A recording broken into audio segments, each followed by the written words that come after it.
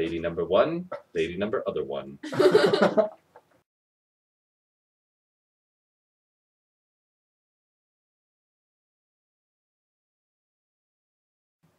Well, hello there.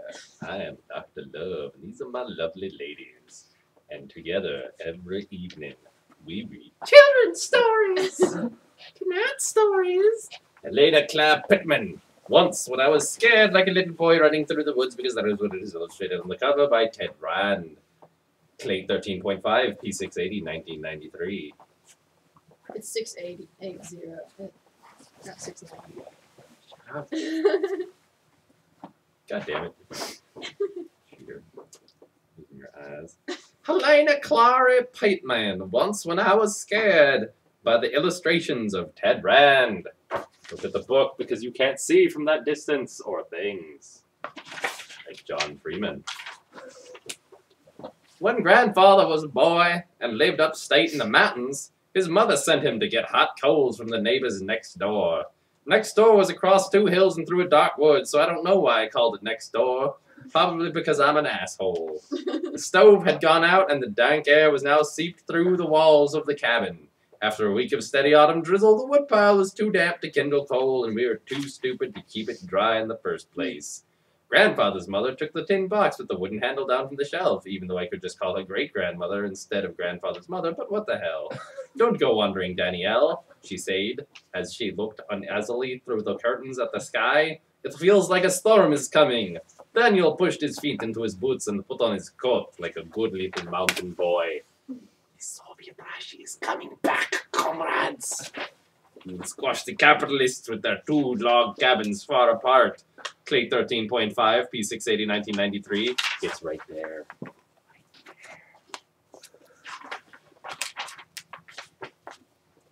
Then he picked up the box, stepped outside, and headed toward the woods that a few fiery autumn leaves still clung to the trees, the only brightly color in the foggy valley. They shivered in the wind, which stung Danielle's checks. Hurry, bake, his mother called. It will be dark soon. I don't know why I'm sending you out when it's already fucking dark. But whatever, I don't care about you. I never wanted a child anyway. Where's your father at? Better not be 2 doors over again. It's like 15 miles. God damn, why did we live in the mountains? And he ran with his little box with a bunch of little holes in it. And his little scarf blew behind him in the wind as her voice sounded far away. Daniel was already sliding, half falling through the wet leaves, down the far side of the first hill. Even though clearly he is running and tripping and going to faceplant into rocks, not sliding. The wind blew smoky-looking clouds across the sky and whistled through the holes in the sides of the coal box, symbolizing that there is a giant forest fire and Daniel and his mother are going to die soon. Daniel stumbled over the slippery rocks and looked as he tried to run. Spoiler alert. Tangles of branches cut him in the wooden leggings, slowing him down so he would not crack his crown. Like Jack and Jill, who went up this hill and died. But suddenly he broke free! And we forgot to show you the picture. Look at that beautiful picture. He's falling upwards now! Now he moved easily over the roots, springing gracefully off the rocks with his short back legs. Because what the fuck, he's turning into a fox. What the hell is this shit? His sharp claws dug into the leaves. Behind him, his silvery tail bounced on the wind. Its white tip a bright flicker in the shadows, and there was no explanation in the text. What are you doing here? What has happened to you, little boy? I told you not to deal with that witch. Look at the tree. The tree is going to kill you with its giant 3 hands. He's coming for you.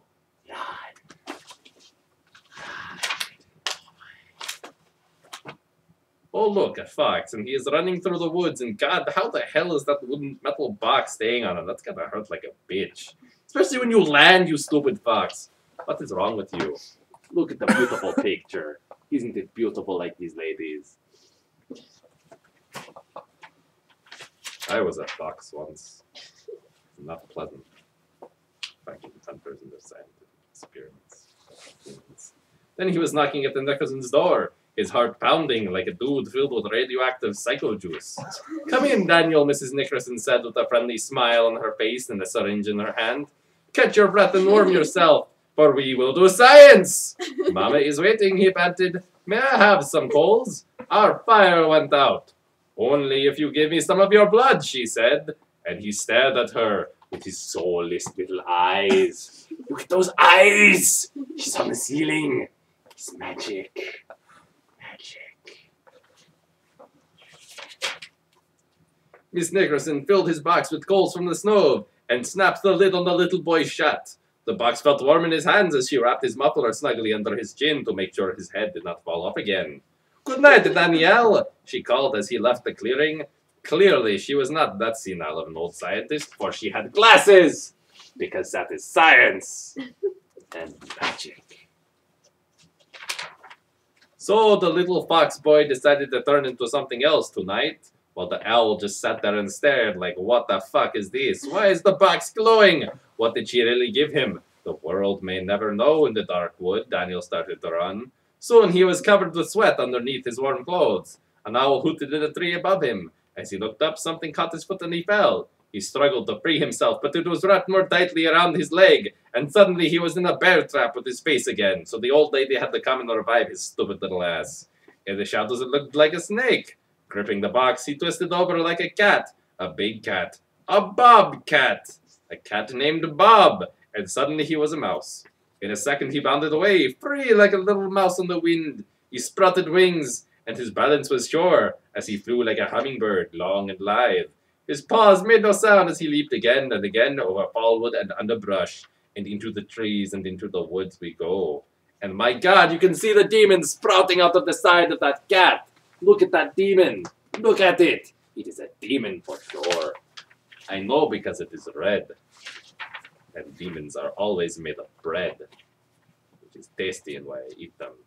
And here we have some random bobcat who is somehow smiling like a motherfucker. Glowing in the dark. He probably ate that mouse with the cookie. So now he gets to taste tasty mouse and tasty cookie. Suck on that mouse. That's what I thought. You stealing my glasses of milk. And by God, there was a bear staring at the little boy who was dropping his coals everywhere. I bet you I can tell it's going to be on this page of the text. He could see the hill behind his house when suddenly he heard a crash of branches. Ahead, a hooga black shape. It looked like a bear, crouching. The fur on its neck stood straight up. He heard it snarl. The bear stood between him and home.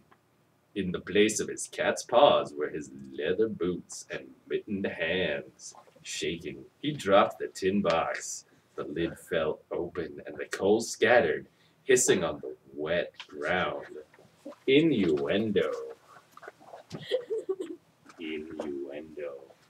Look at that. That picture is totally hot and sexual because I applied it. And because there's coals on the ground. That makes it hot, literally. Creepy little bastard. The bear turned and rose on his back legs. Daniel jumped back. He felt himself rise off the ground. His feet became talons. His arms huge, dark wings that lifted him up above the bear. He shouted at the top of his voice to frighten it. The sound that came from his throat was the shriek of an eagle. Because that's how we do it in America. We turn into fucking eagles. Eagles. Like Stephen Colbert. Meanwhile, he let the coals burn on the ground because he hated the forest and wanted everyone to die. I told you there would be a forest fire. And Jesus fucking Christ, that is a huge eagle. My God, no wonder we picked them as our national emblem. We must be compensated for a lot. Like, lack of popularity in the world. Is that a fucking tiny person? No, that's just a tree branch. That looks like a tiny person. That root is a tiny person. You don't get to see it on YouTube because you dropped the E and you're a bunch of fatties, you tub. The bear lumbered off into the woods. Moonlight flickered through churning the clouds as great bird landed in tight leaves. Daniel took a long, deep breath, then he looked at himself. His wings were gone. He was wearing his coat, which was matted with dirt, and his his muffler was still wound around his neck. Good God, what did they do to him? Then he knelt and put the glowing coals back into the tin box. He brushed off his clothes, laughed maniacally, and then used the tins to start a fire that would soon consume the world as this little shapeshifter boy had grown to hate and loathe every living thing. Because he felt like it. He brushed off his clothes. Whoa! He brushed off his clothes, picked up the box, and climbed up the hill, stark naked. What the fuck, kid? Rain was just beginning to... Oh, he's taking a bath. Rain was just beginning to fall as he reached home, finally clean. How quickly you wind came, Daniel, said his mother. She held him close. Her warmth felt good against his cheek. Hardly 15 minutes passed since you left, exclamation mark and quotations. She looked at the coals and laid a bed in the stovey for the kindling. Dot flames soon danced through the crackling twigs. And soon the devil boy looked up at his mother. And somehow was reclothed again despite having left them in the woods. You creepy little fucker.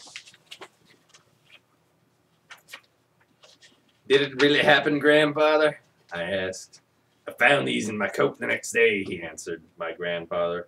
He held out 2 stiff piñón ferraras. By their markings, they could only have come from an eagle eye. He gave them to Mai.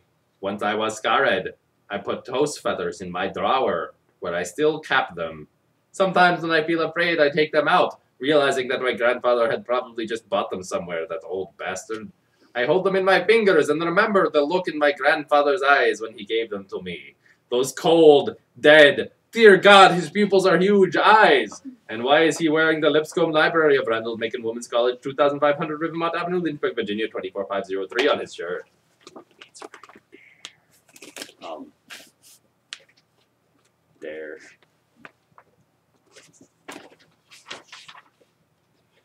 To Albert V. Jansen, who gave me a feather to keep.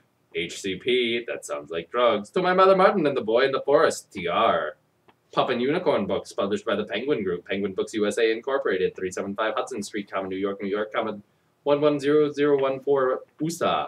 Penguino books, Limited, 27 Wright Lane, London W8 5TZ, England. Penguin Books Australia Limited, Ringwood, Victoria, Australia. Penguin Books Canada Limited, 10 Acorn Avenue, Toronto, Ontario, Canada. M4V. Penguin Books New Zealand Limited, 182190 Wyra Road, Auckland 10, Mars. Penguin Limited, registered offices, Jupiter and Pluto, Middlesex, England. Text copyright 1988 by Helena Claire Pittman. Illustrations copyright by 1888 by Ted Rand. All rights reserved except in case of fire. Unicorn is a registered trademark of Fantasy Creatures Incorporated, as well as Dutton Children's Books, a division of Penguin Books, USA Inc. Library of Congress number 885-3598-Kill All Humans, ISBN 01405493-2-3, published in the United States by Dutton Children's Books, a division of Penguin Books, USA Incorporated, designer Barbara Bradley, printed in the USA. First Penguin Puffy Unicorn edition, 1990. Why the fuck is 1098765431 in here? Is there a bomb that's supposed to activate at the end of this book? Are these coals supposed to randomly catch fire? Can you even say that? No, you can't. Once When I Was Scared is also available in hardcover, because it wasn't already phallic enough.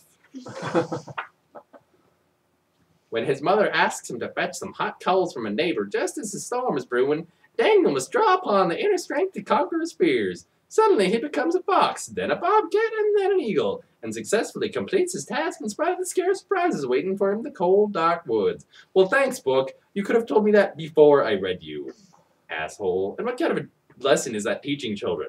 You should be able to shapeshift at will. And Erie's... Why is there... Here, lady.